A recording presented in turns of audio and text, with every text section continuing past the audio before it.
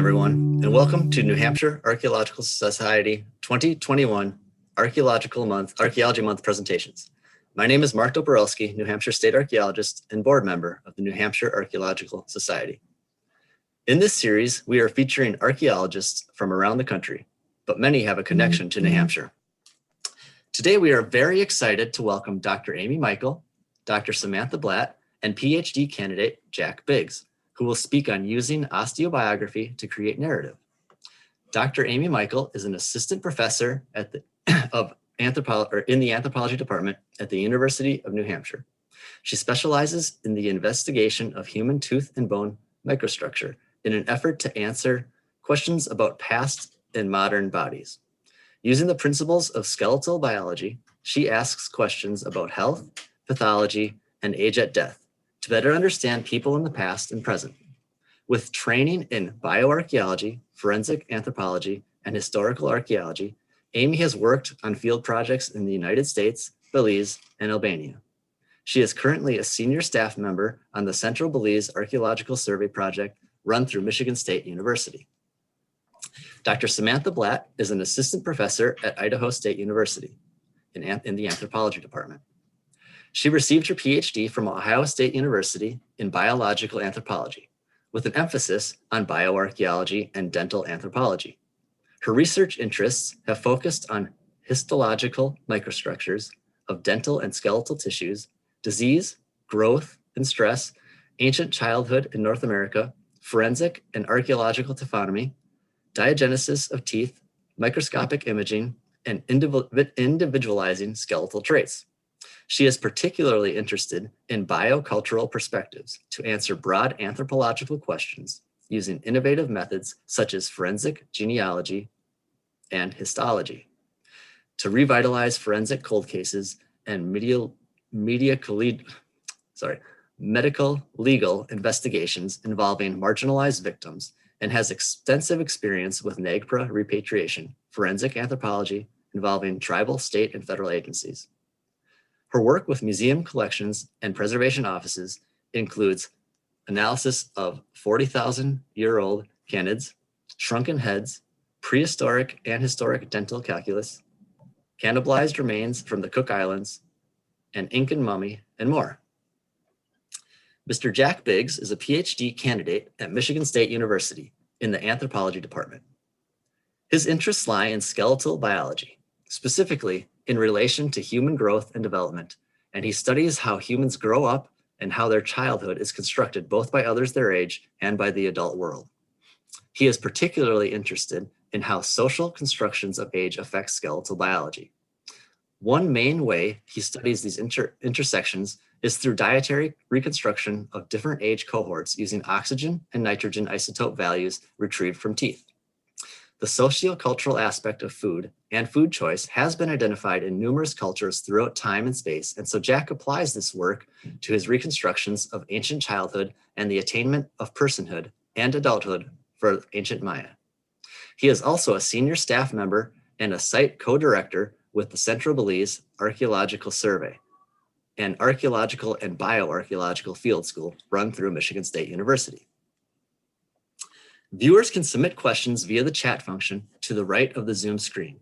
At the end of the presentation, I will gather questions from the chat responses and pose them to the presenters.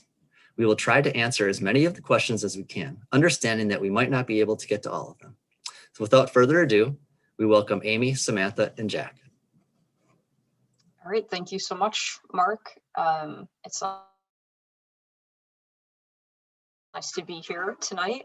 I am just now trying to remember how I advance my own screen. There we go. So as a warning, we will show towards the end of the presentation a couple images of human skeletal remains to describe the osteobiography of a particular individual that the three of us are working on. Obviously, we show all these images for the purposes of learning, and we appreciate if no images are shared outside of the presentation and the context that we'll be presenting in. So I'm just going to speak for Sam and Jack if you want to just kind of sub in. We're kind of going to just do this a little informally with at the beginning here. please interrupt me, Sam and Jack, at any time with details.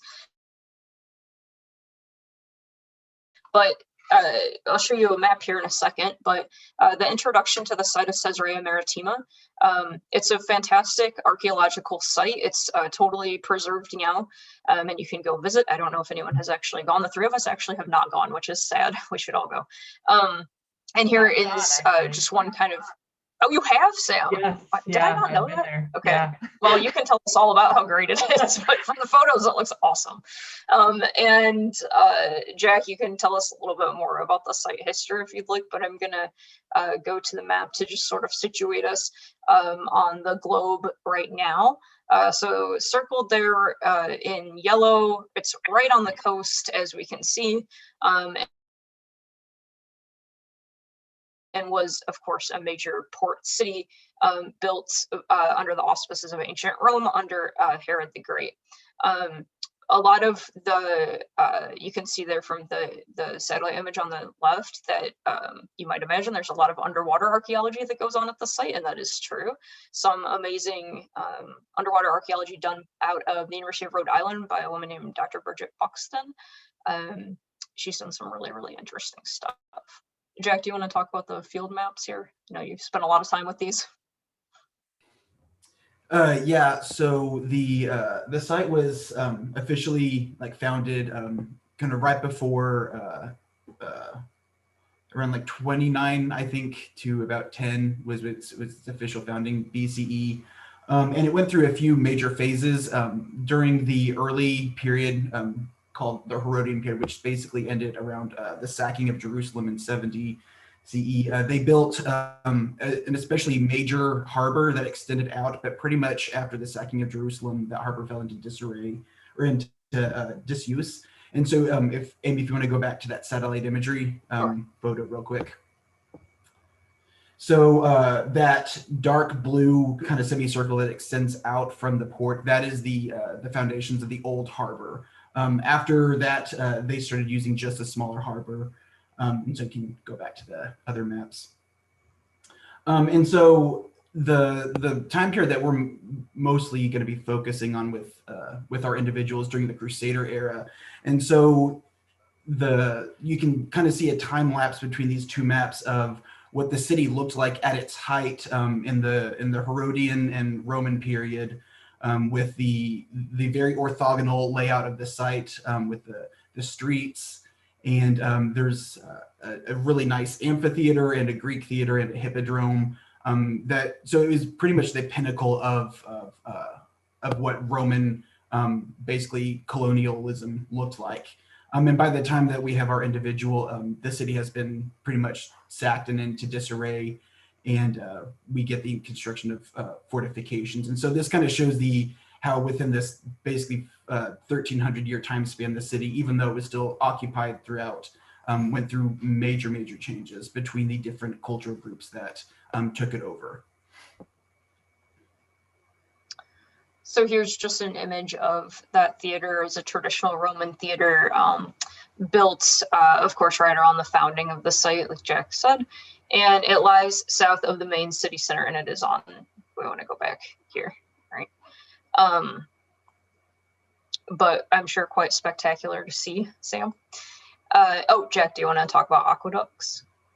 Yes, so even though I did a lot of reading on these, so I'm going to talk about them for a little bit.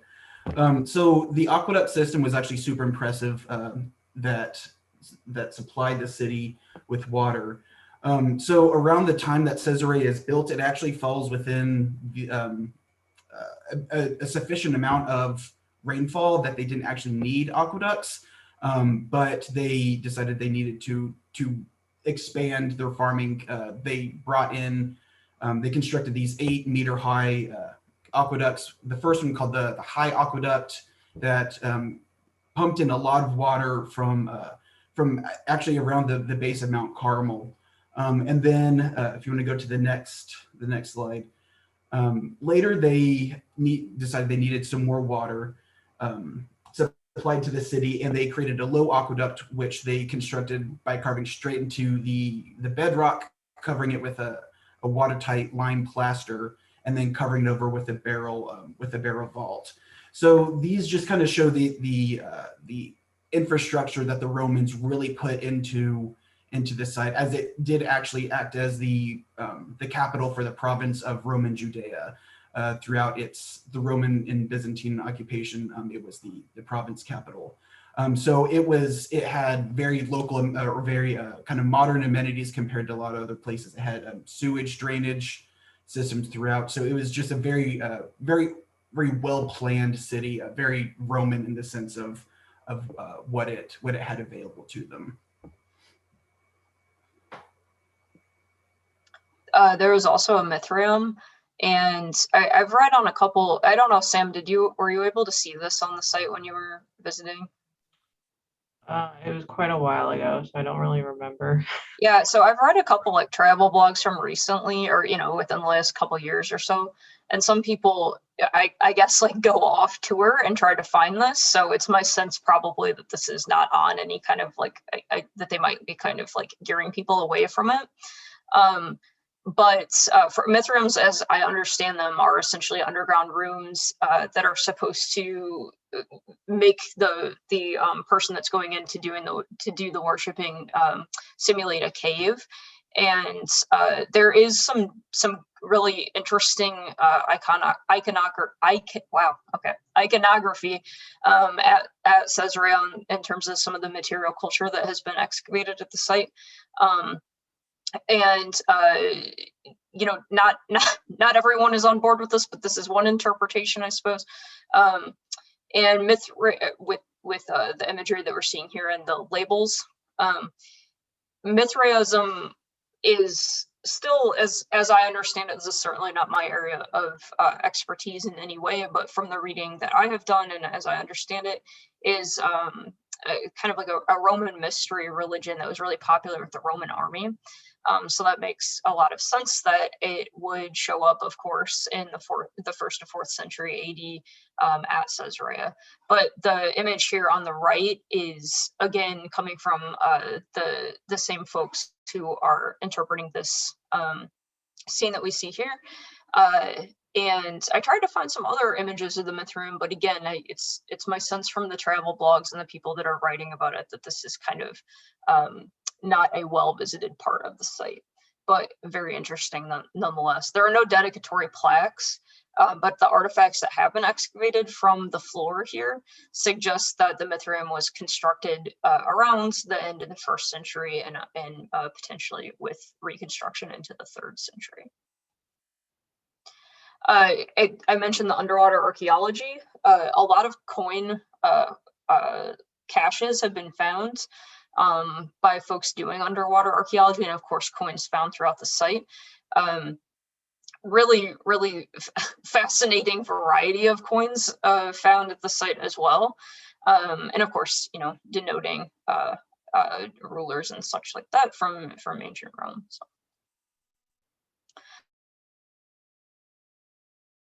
More underwater archaeology, some Bronze Age artifacts from a late Roman merchant ship that were found, and this has all been written up really nicely, pretty fascinating. And of course, an artist's rendition of constructing that harbor that Jack was talking about. I'll discuss this, and I think I'm going to turn it back over to Jack. Human remains found at the site. There's a very complex excavation history at Caesarea. The original excavator, near as we can tell, the original excavator was Robert Bull on a bunch of different projects, but there are multiple excavators during the same time and then since. And the woman that granted us permission to look at the remains that we'll discuss in more detail later tonight, her name is Anne Palkovich. She was anthropologist at George Mason University, and she went over in 79, 80, and 81, I think, to assist with the bioarchaeological excavations. But here you see kind of some typical graves at Caesarea, but there are hundreds and hundreds of burials at the site, and of course, far more that have not been excavated. But we have really good archaeological evidence of many different types of grave treatments, and there's a pretty wide variety of grave goods.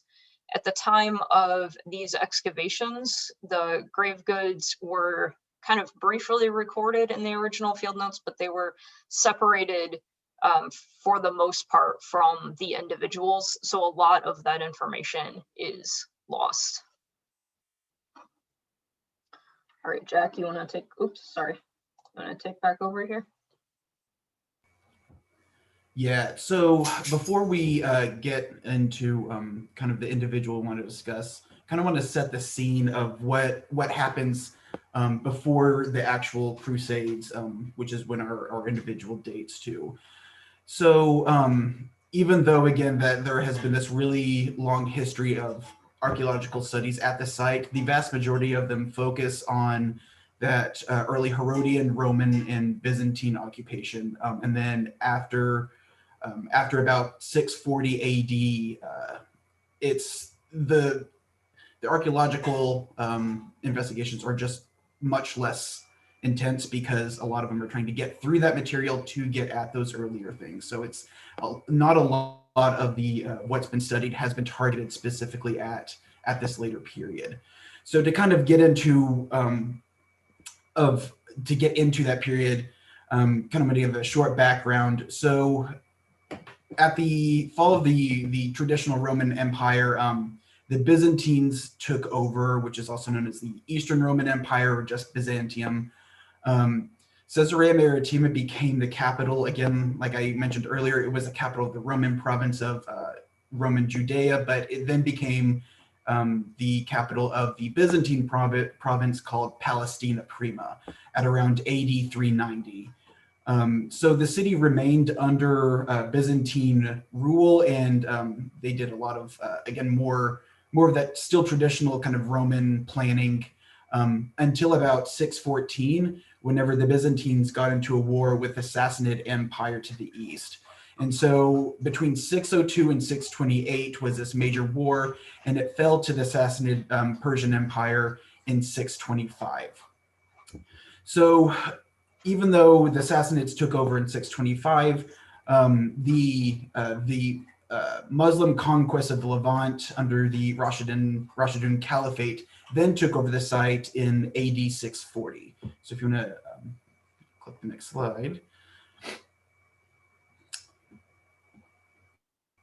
So during the Muslim conquest in 640, some of the city was destroyed.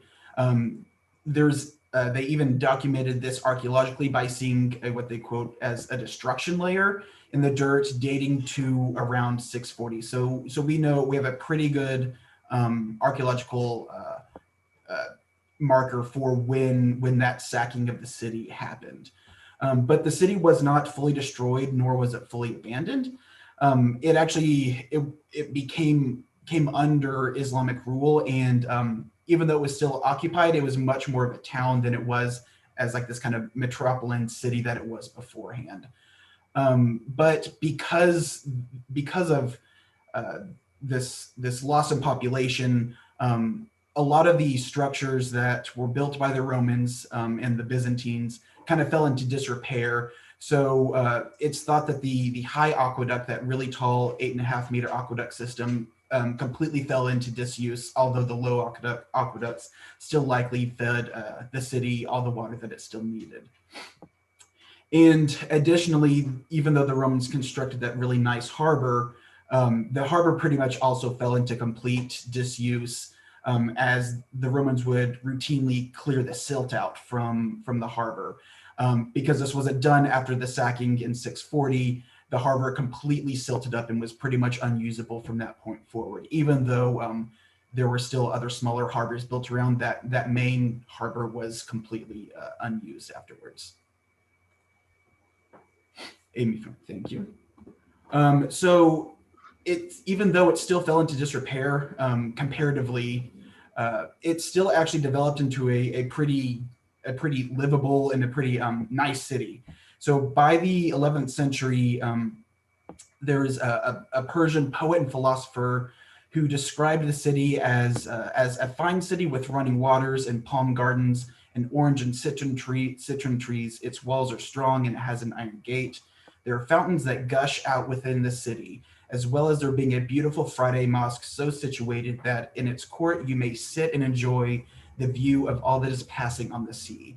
So even though there is this major cultural change, the city actually just like the culture, it just changes. Its use changes. A lot of the buildings change. The previous Great Temple of Herod becomes this new mosque, and it seems to actually thrive because it still has the aqueduct system. And so this is kind of the situation whenever the Crusaders come into play.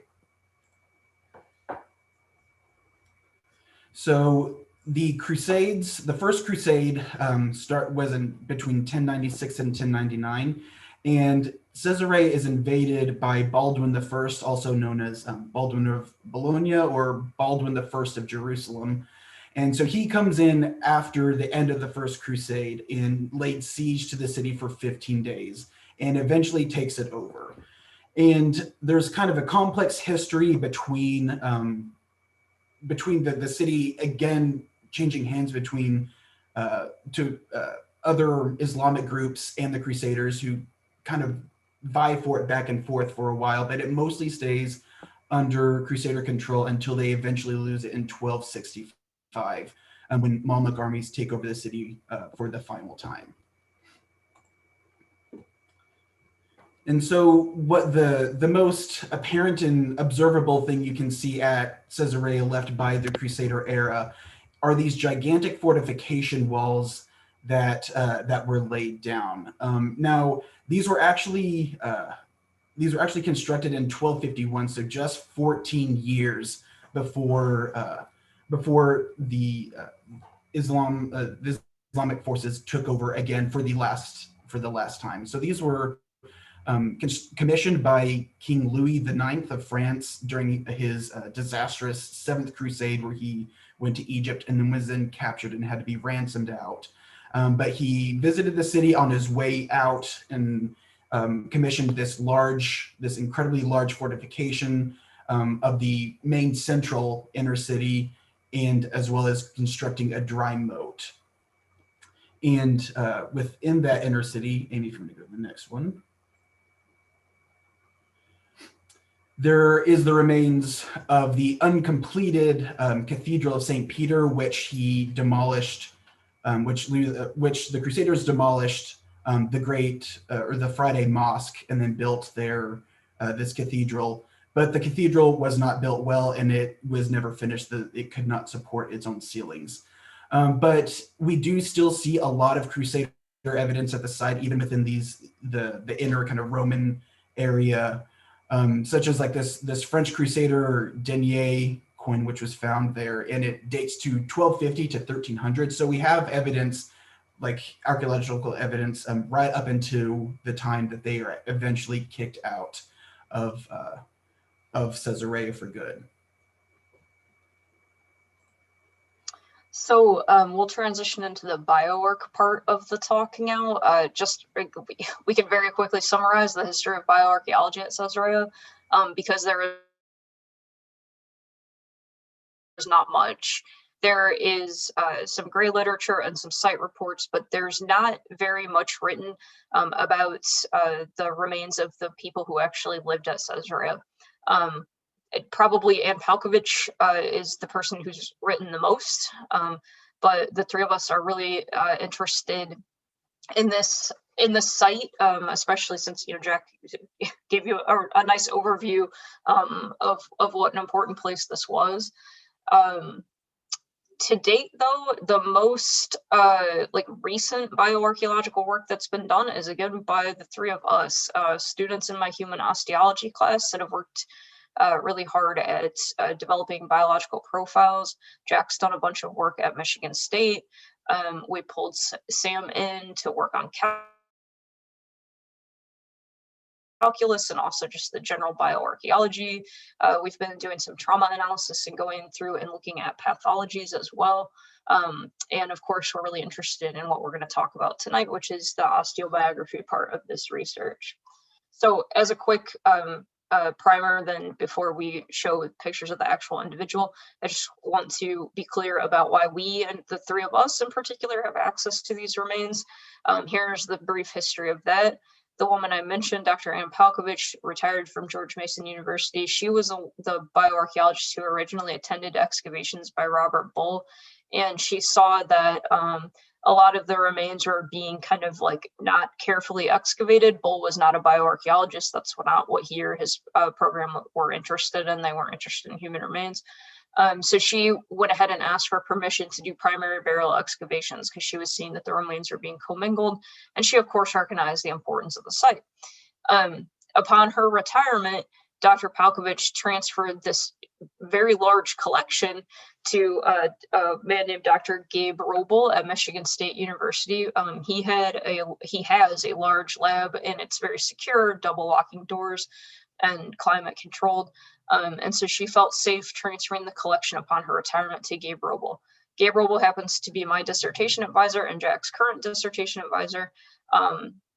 And so I've been working with Jack to ship some of the remains to UNH for study. And then, of course, Sam is working with us because she is a bioarchaeology expert. So that is how and why the three of us have access to these remains in particular.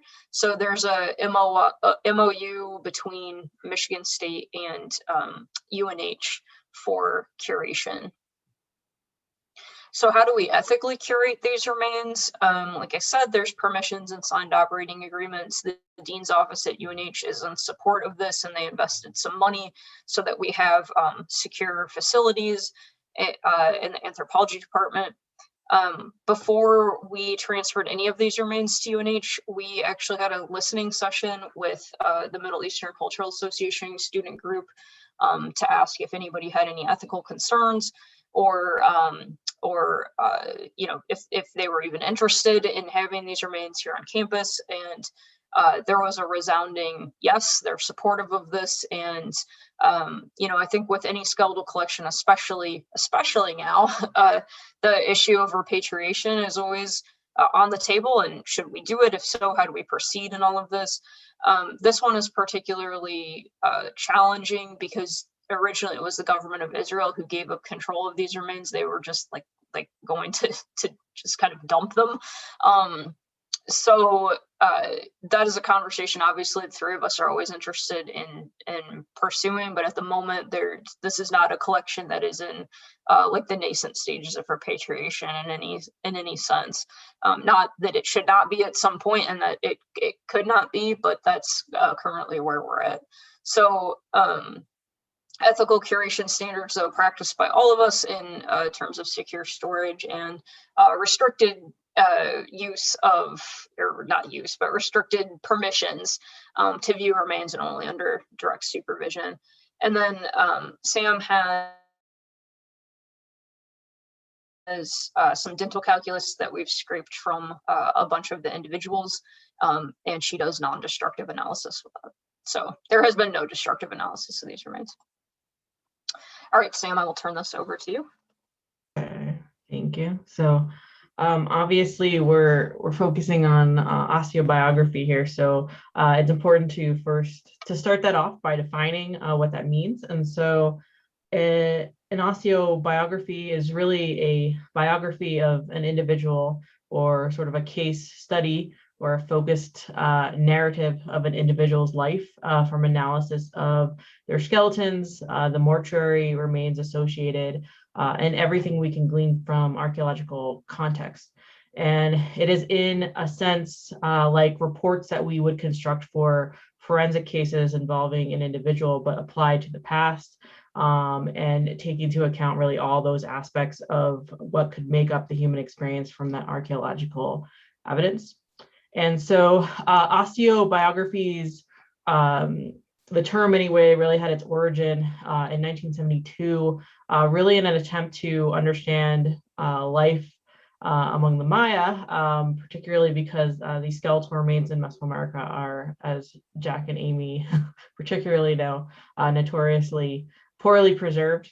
And so it's really a research method to glean everything you can from every part that you possibly have in order to understand the individual. It's a research concept that has grown in the last decade, where authors like Alexis Boutin use osteobiography to capture really an understanding of emotion and acceptance from contemporary populations, from contemporary people reading stories or fictivized, if you will, narratives. These were created from technical data into stories about ancient people. And I believe in 2019, this Journal of Bioarchaeology International ran a series of articles about the theories and applications of osteobiography and some examples that were archaeological and historical individuals. And so bioarchaeology has most traditionally used population studies and statistics from those population studies to study humans and skeletons. But one of the issues in regards to population studies is that they cannot really explore individuals or outliers in particular, those that don't fall in line with others, both in an analytical and then also philosophical lens. And so typically bioarchaeologists have looked for patterns in variables like age and sex and health in comparison with social status. And this was done generally through correlation studies. But in using osteobiographies, they consider heavily the body as an artifact of culture, of society at the time from which the individual lived, and that the skeleton embodies a life full of experiences and full of circumstances. And so this is a technique that really adds the depth of theory to advancing otherwise just technical methods, humanizing essentially bioarchaeology. And so population studies with their statistics, nor just osteobiographies alone, are really in and of themselves just adequate to understand an individual or a population. They're really more interdependent and complementary means of understanding individuals and societies in the past. And so also osteobiographies can help us tap into ancient perceptions and about health and illness and childhood and everyday things and death. They can also help us understand and capture events in the human life that are more complex, that are results from interacting networks of events that layer onto each other, that create an outcome that we can see some remnants of in the skeleton. And so we sort of trace those layers in the skeleton to understand sort of the fluidity and change that also can happen in a person's life throughout their life. And this is something that when studying children or women in particular, like the child discussed tonight, it's a particularly valuable technique for studying women and children and other groups that have been historically in bioarchaeology marginalized in anthropological studies and are generally less visible. And so it can make those outliers, which can include children and women and marginalized groups, much more visible in the record by studying their particular life experience with a slew of archaeological context to back that up. When we're talking about an historical individual, it's even a greater story that can be created because you have historical documents. But those historical documents generally are of the more wealthy individuals and are of men. And so again, exclude the vast majority of skeletons that we recover and analyze in bioarchaeology. And so I think particularly when we're studying children, and it's actually still quite rare actually to have an osteobiography of a child, is really a profound, more humanistic way of understanding all things that we can glean, and essentially not wasting the small things that we have from a bioarchaeological understanding. So. Yeah, so Jack, do you want to do these next two? Yeah, so because the burial history at the site is incredibly complex, we know that this area was used by both Islamic and Crusader populations. We need to determine basically if this individual was Islamic or if they belonged more into the Crusader camp. That's kind of a problematic term that we can get into later. But whenever the Crusaders took over the city, it appears that they actually began using the same cemeteries and burial spaces as the previous Islamic populations, who were actually just burying their dead kind of in the old ruins of the Byzantine structures. And so the Crusaders would reuse these burial pits and cists by removing the original occupants of them and kind of strewing them about, and then placing their dead in the place. So they basically take out these Islamic populations, throw the bones to the side, and then put in their burials. So it's this kind of it's a kind of a very complex burial history. And since most of the burials don't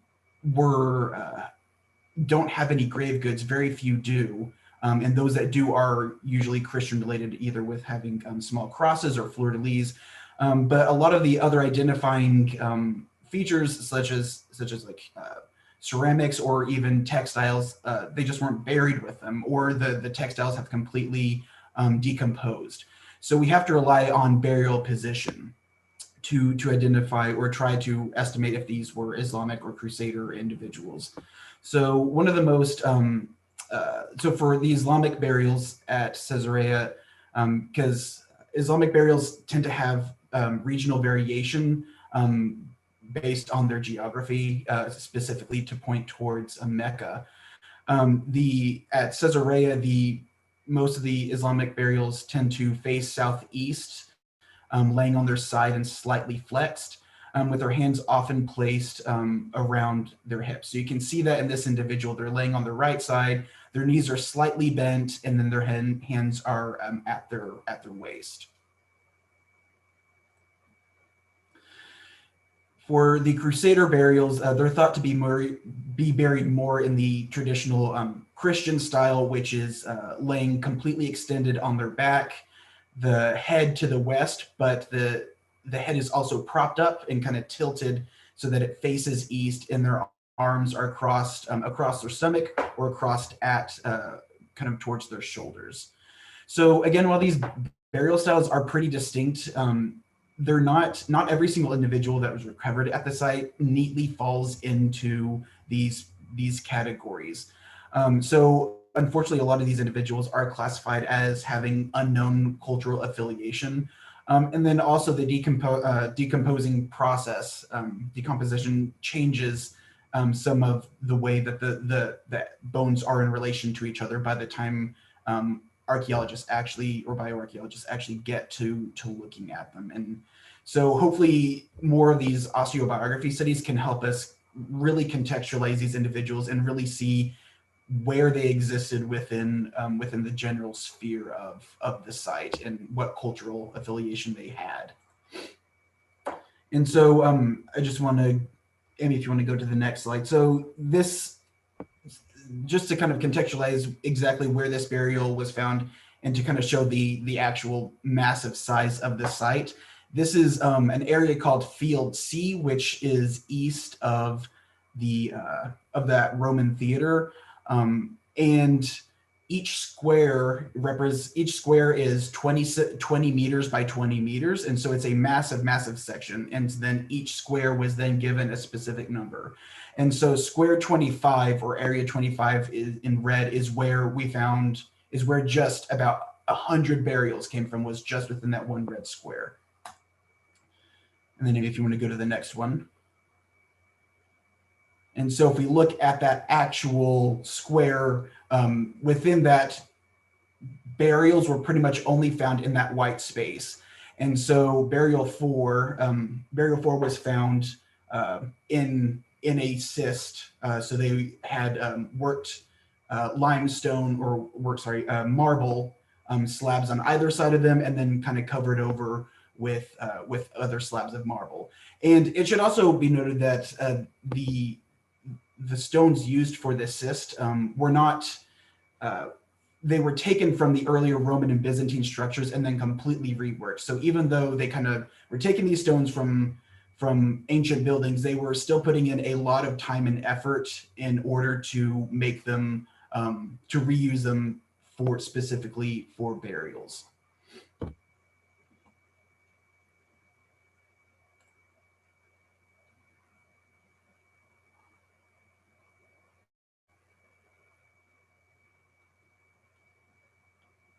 Amy, you're muted.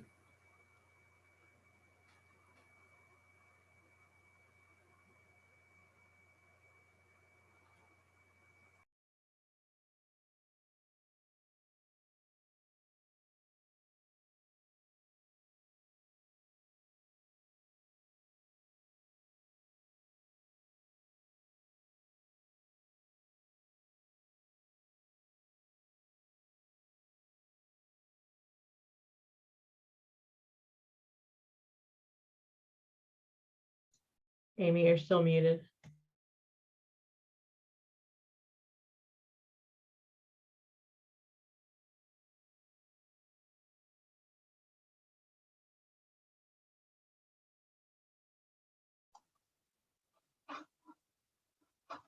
Oh no, was I muted the whole time? Yeah. Oh my God. Okay, sorry about that. Wow, I was really on a tear. So yeah, let me start again. So this is the individual that the three of us are working on currently, and I will emphasize that this is a work in progress. We're still not done with our analyses or writing anything up, but we're happy to share what we found so far. So this is burial 4, and like Sam said, burials of subadults are fairly rare. So this is a very well preserved individual with some extremely interesting mortuary behavior happening here. For one, this is I guess this is probably just a radius that's in the burial matrix, but we notice straight away the positioning with the hands across the chest. Hopefully we notice like the overall preservation, like I said, is excellent. But look at this right here, these kind of curved but flattish bones. These are definitely not burial 4's cranial vault bones, because of course theirs is intact right here.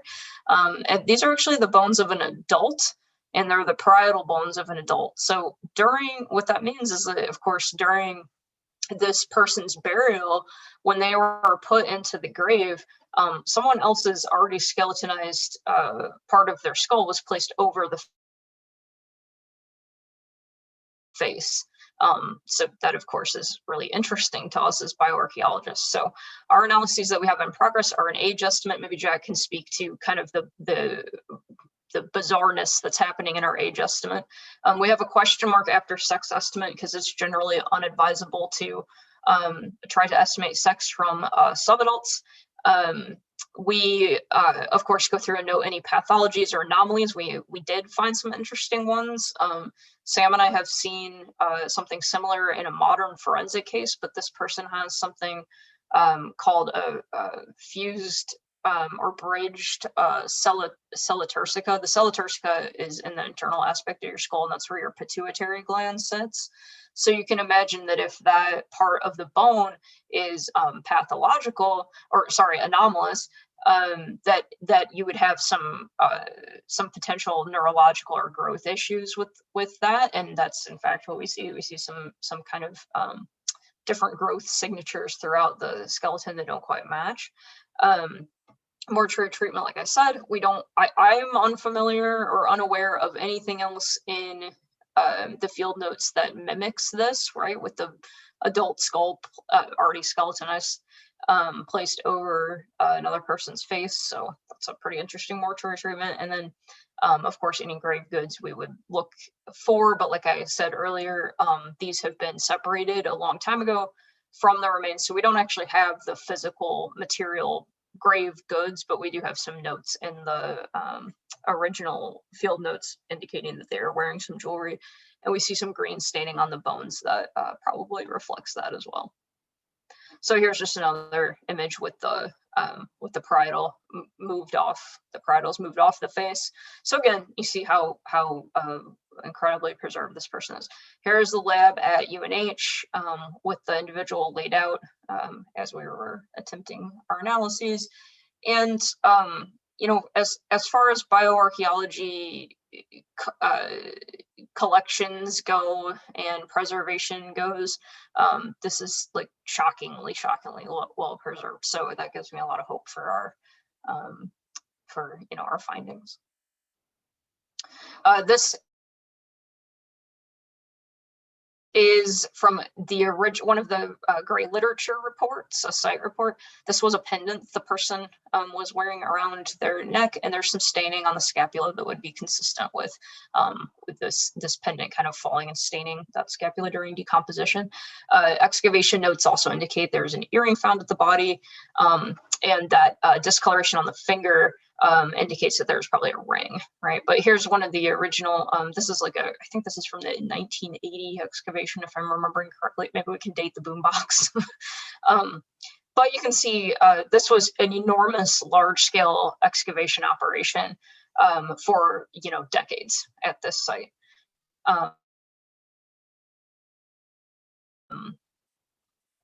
Oh, Jack, do you want to, I know you added these. You want to talk about the staining?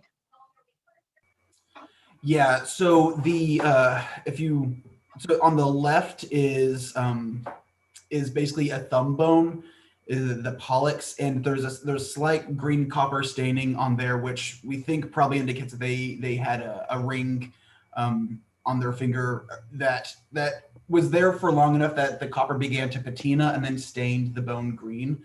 And then on the right is a fragment of the scapula of that shoulder blade, and you can see that small, again, green stain there, which there was also noted that little pendant from that previous slide was around that area, is underneath the humerus, and so it, again, likely after decomposition, kind of fell beneath that cavity and rested directly onto that scapula. And so it is really interesting that we do get those green stainings that even though if we don't find the actual material, we do know that something was there and that they were buried with something that was there long enough to create a staining effect on them.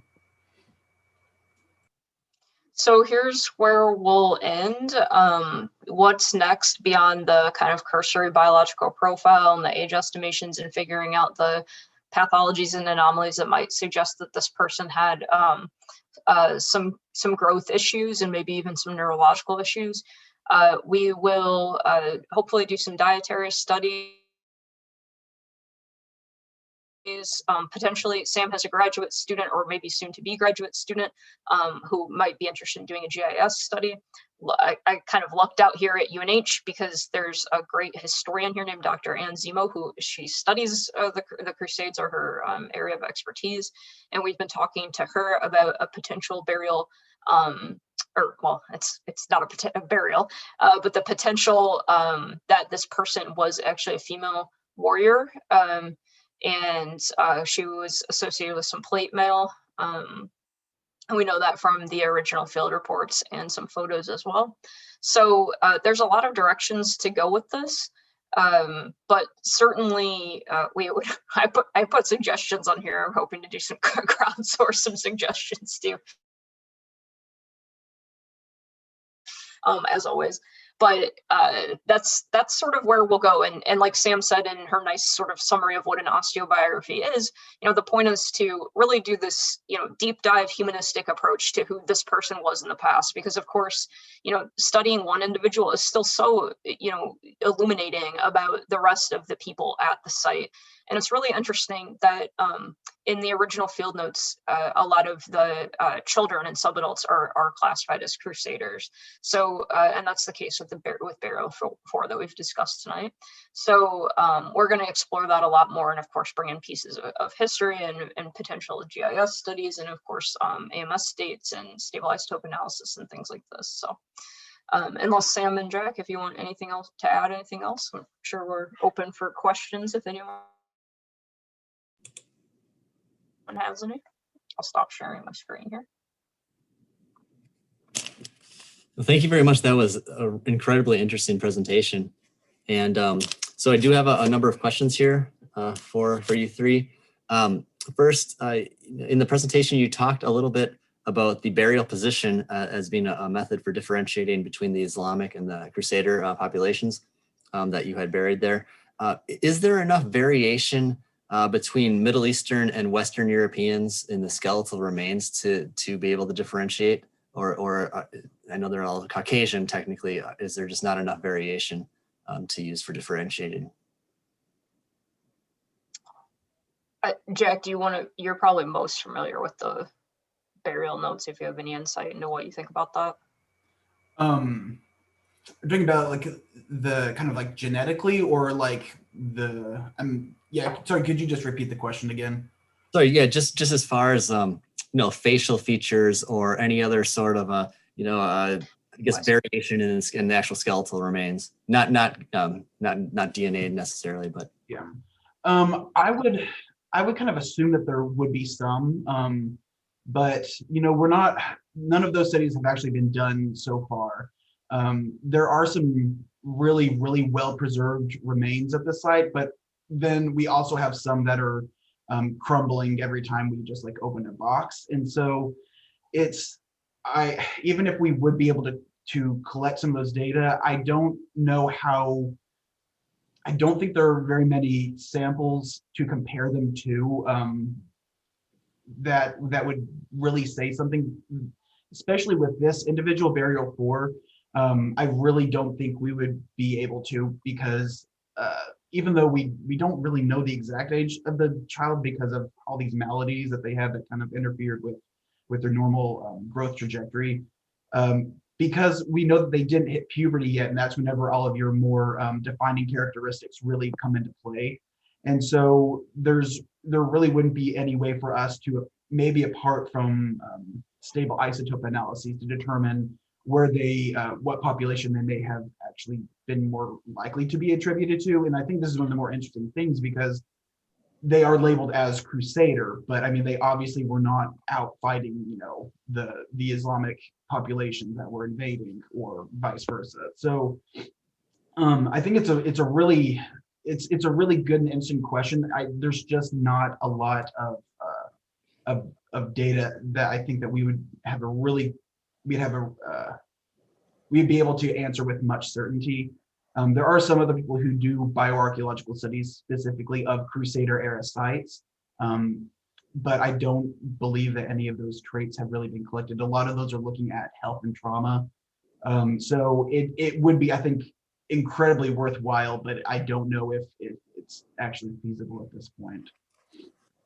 All right. Fair enough. We have a couple of questions regarding DNA analysis. So one of the questions was just simply asking, has any DNA analysis been completed for burial 4? And then I'll add another quick question there, probably be answered at the same time. And is there any chance that DNA analyses could be used to try and determine if there's any genetic relationship between the burial number 4 and then the skull bones that were placed on top of the face?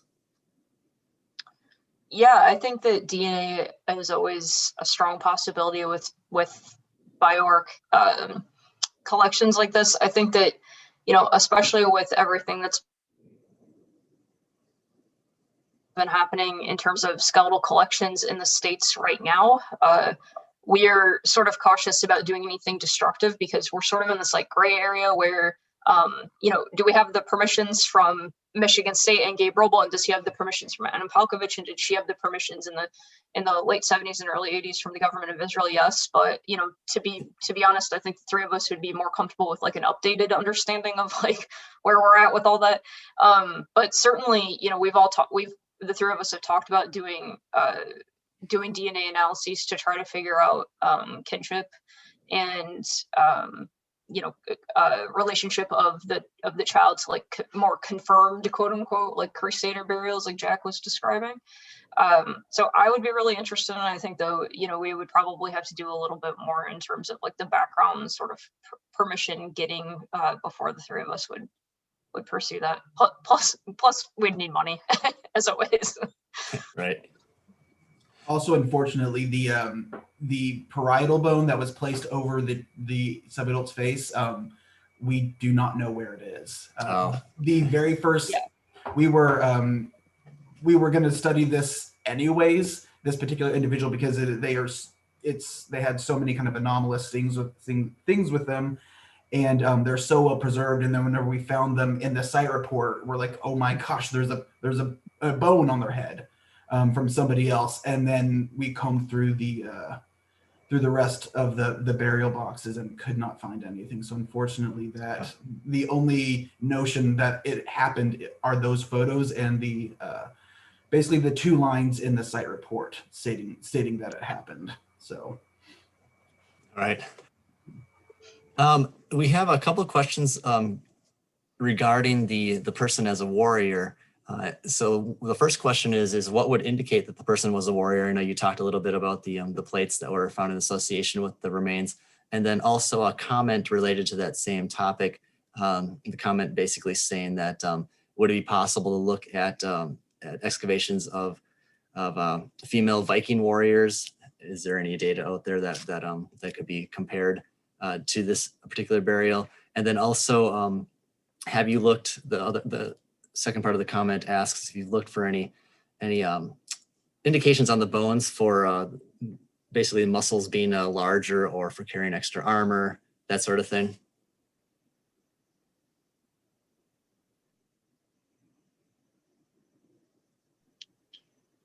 I missed the first, my internet dropped out on the first part of the question. So someone, Sam or Jack, might have to answer that one.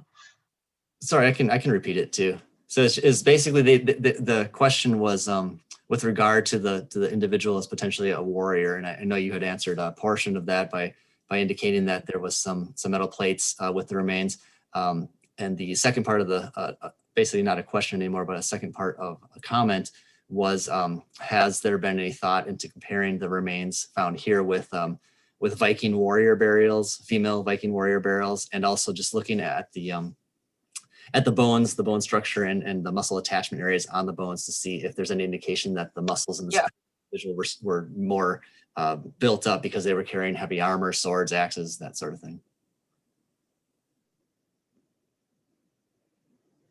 For sure, I think that was probably where our minds went to first as well, when we saw that plate mail in the kind of site report. And Jack, that burial is still with you, right? Burial 52. Yes. Unfortunately, it is not well preserved, at least not nearly as much as this other individual as this burial for the kid. But yeah, that burial 52 is still here, but pretty fragmented. And so some of the stuff we would look at, like some of the, if they're carrying heavy stuff, I'd assume that they would have arthritis earlier. We have one vertebra. So we can't look at a lot of that stuff. It's just not nearly as well preserved, unfortunately. And that's why we were trying to bring in Dr. Zemo from UNH too, to kind of contextualize, okay, like what does a female warrior look like in the Crusades? Like, is there anything else we can read with the very little information that we do have, biological information that we do have? So she is able to contextualize like a lot of the historical documents. Either we certainly can, and she speaks a bunch of languages and can read them all too. So that's very nice for us. That was a great partnership to develop. But so she took a lot of interest in this person in particular. So I think that yes, for sure, we would want to look at kind of comparative samples as well. But unfortunately, the person's not well preserved. And then we had a question here regarding the choice of terms. So that Jack, you had used often Islamic versus Crusader, and there's 2 individuals that were wondering why did you go with Crusader as opposed to Islamic versus Christian? Was there a reason for that? So the original notes, the original burial forms had kind of a checkbox of like what cultural affiliation, and they had Crusader, and they based Crusader solely on the Christianized burials, or the Christianized like burial position. And so I think one of the things that is a little problematic is that this individual was clearly not a quote unquote what is thought of in normal, I guess, like thought as just a Crusader, because there's a very specific connotation that comes with a Crusader. And so I think this is one of the things we really want to investigate is by Crusader, do they mean that this kid was actually a Christian, or is this possibly like the offspring of a Frankish Crusader who was there and brought their whole family? Because we just really don't know. And so I think the terminology, I think, is a little dated. So I think that's one of the things we're really trying to work through is how do we label this individual, and could they also have been somebody who converted? So they would have been ethnically completely different from the invading Crusaders, even though they would have been labeled as a Crusader based solely on their burial position. So it's something that's pretty complicated to kind of tease apart and to wade through. And I think that really diving deep into contextualizing this individual will help us kind of get more at that question, because not everybody labeled as a Crusader we think is a Crusader. But the burial position is much more, I think, the terminology lies better, I think, as calling them Christian rather than, or in Christianized style. But we just use Crusader because that is specifically how they are in the database and how they were assigned in the field and on the forms. Right, and your answer actually leads to another question that we had. So obviously various empires and cultures controlled the city over several centuries. Is there any indication that the inhabitants themselves changed over? For example, when the Crusaders would take control, did all the Islamic population get removed from the city? Or is there evidence that the controllers kind of just took over the city and the population remained somewhat stable, but just, like as you just mentioned, converted or were forced to convert? Is there any indication either way on that? I haven't come across anything that really actually deals with how the local populations were kind of caught in between these warring cultures. And I think that's one of the things we'd really like to figure out with the rest of the population is it's, although that there are these large invasion forces from either side, the majority of the people were probably just trying to live their lives while everything was kind of crumbling around them. And so because this era of this site is just not as well documented or studied, where they're trying to dig through it to get to the older stuff, there's just not a lot known about that site, apart from the very, very probably biased writings of the Crusaders, which we really haven't gotten into that literature yet. And a lot of those are in very old languages that we cannot understand. So we would have to talk especially to experts to get their help with that. But unfortunately, there is just a lot about this site that, one, is interesting, but two, is very, very complex and unknown because of all these kind of quick cultural changes. And then the regular people just kind of don't get recorded. So it's, well, and then we have the added problem of, we don't actually have any grave goods to analyze, and that analysis was never done, so that's not recorded anywhere for us to draw upon.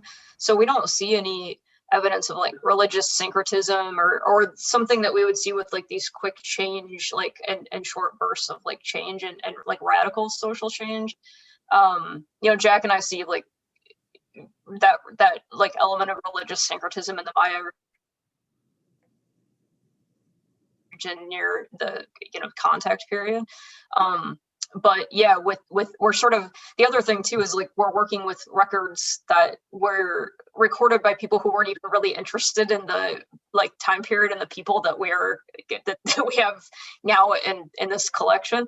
So it's kind of like these, like, where do you want to pick on the level of bias that is entering the kind of case file, as it were, and it's a lot in this sense. So that's, again, like kind of underscoring why and like Sam should be credited a lot with like turning us onto osteobiographies, because she's really good at this. But like thinking about the osteobiography as kind of the unit of analysis to really think super hard and critically about one person and then extrapolate about a culture from that. And of course, that's still going to not get us all the way there, but it's more of an approximation of reality potentially than trying to say like, let's try to do bioprofiles on 400 people and see what we come up with, because we don't have, there's, beyond the fragmentary preservation of some of these individuals, the lack of grave goods and the kind of, I don't know, Jack, what's the nicest way to call the maps? Like lacking and the notes lacking.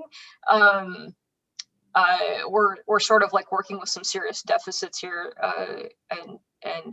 So that's another reason for the osteobiography sort of approach that we've been trying to do.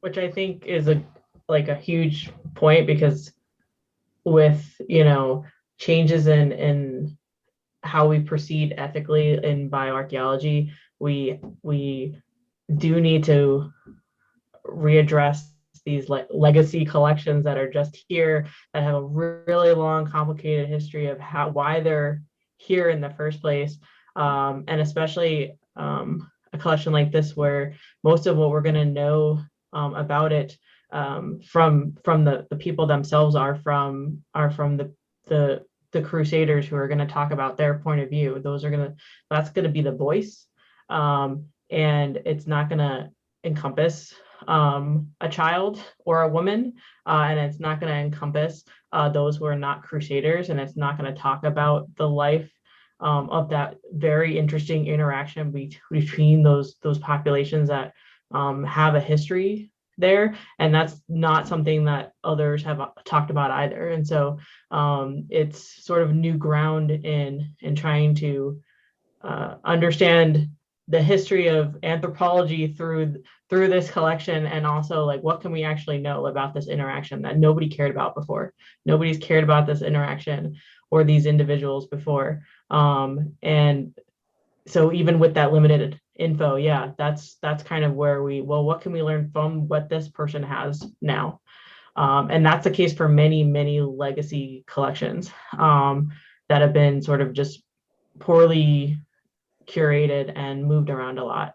And so I think it says something to what bioarchaeology can do with those collections that are just sitting like in museums collecting dust, that there are things we can do to move them through the process, to get them repatriated, to understand the history of those things. And so I think that this type of collection can be part of that too, because it has that long history.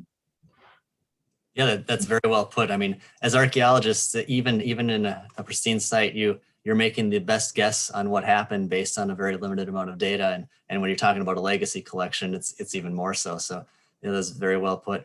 I think this might be the last question, but what, for each of you, this is kind of for each one of you, what are the oldest human remains each of you have had the opportunity to work with? Have to think about that one a little bit. I wish they were older. So,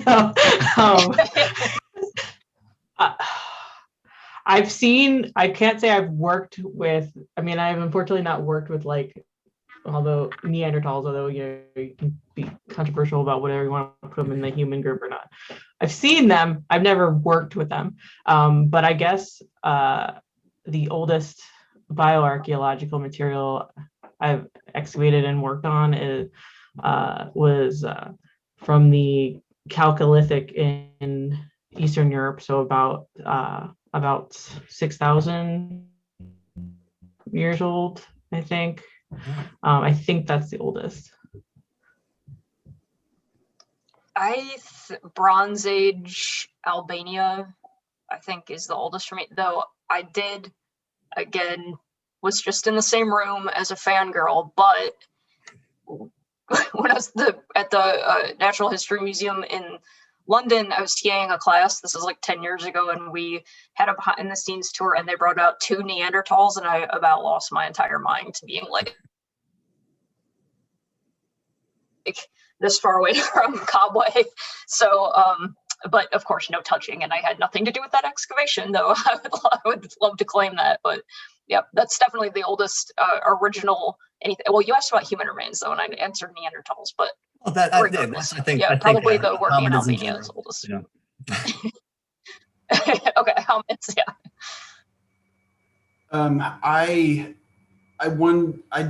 I think kind of like Amy, Bronze Age stuff. I was working on a dig in Crete, and we came across some some fragments of people that dated to around like 2000-ish BCE. So that's kind of around the same stuff. They weren't full burials though. They actually got mixed in with the faunal stuff. So we're trying to reassociate them there. But other than that, yeah, I actually don't have any. I have never been next to a really old one like Amy or Sam, unfortunately. Yeah, Jack and I are mostly working in Belize, so we're not working on ancient Maya. Is not that old. Yeah. Well, I think actually to going in line with the European stuff, I think I forgot for some reason. Because in Idaho, in North America, as many of you probably know, we have plenty of old sites too. And I'm primarily a North American bioarchaeologist. And so in Idaho, although I have not worked with the Buell remains, I worked with remains that were in Idaho that were about 6,000 years old as well, which is very startling for North America. And so that's an achievement in North America from my point. And they were very commingled and fragmented. They were in basically a well. I can't remember how many individuals, like 60 or so, commingled, fragmented. And so I guess those two dates, that's as old as I can get, I guess, from anywhere in the world so far. But hopefully maybe, Amy, one day we'll get to breathe near Neanderthal remains. Oh, it was the most thrilling moment of my 20s, the entire decade. That sounds very interesting for sure. We do have one more question related back to the site that you presented on. One of the viewers was wondering, they seem to recollect some more recent excavations on the suburbs of the site that you were talking about, and they were just wondering if there was any additional information that might have come from the more recent excavations that might be able to help in your studies. I'm positive that there is. This is one of my, best laid plans things. I was going to work on this all semester, and then of course it didn't happen. Not to the extent I was hoping, but hopefully this summer we'll continue to work on this osteobiography and pull in burial 52, the potential female warrior. And so I definitely am going to do all that background reading on anything. And I know that there are excavations kind of just like generally ongoing. The extent varies, but certainly pretty continuously at Caesarea. So there is a massive literature field or review to be done for sure. So, but I haven't personally read about the specifics of the recent ones. I do know that through at least one publication, like one kind of offshoot publication, I found that more excavations were conducted in the 90s that found like around 175 more burials, and that was the first we had ever heard of that. And there are also Crusader era burials, just done by a completely different project, so it's in somebody else's hands. And so this is also kind of one of the problems is that it's really hard to get into communication and to find out that other stuff has been happening whenever these remains are spread around everywhere without full documentation. Because actually in that article, they referenced the collection that we have access to, and they're like, we don't know where they are. We're pretty sure they're still in Israel. So they had no idea that they were even exported out of the country. So it's very complicated every way around. I think that's all the questions that we had. So I want to, as part of on behalf of the NHAS, I would like to thank Dr. Amy Michael, Dr. Samantha Blatt, and Mr. Jack Biggs for presenting this evening. We really enjoyed the talk. It's very interesting, and are very appreciative of your participation in the New Hampshire Archaeological Society 2021 Archaeological Month series.